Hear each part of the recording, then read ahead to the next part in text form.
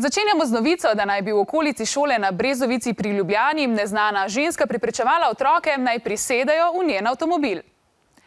Policija prijavo spolnega nadlegovanja preiskuje, mi pa smo za nasvet, kako vedeti, kdaj gre za spolno zlorabo, vprašali strokovnjakinjo.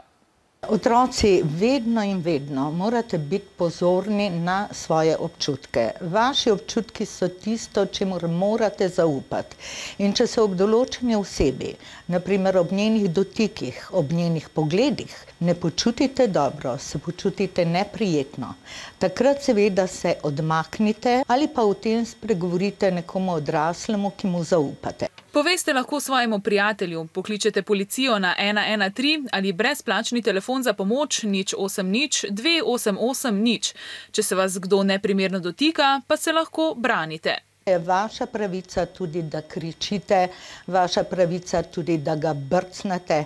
Ne imeti dvomov v to, ali ravnate prav ali ne. Ali pa dvomov o tem, ko bodo odrasli rekli, ne biti občutljiv, nič se ti ni zgodilo, samo prijel sem te. Vaše telo je samo vaše in o vaših občutjih odločate sami.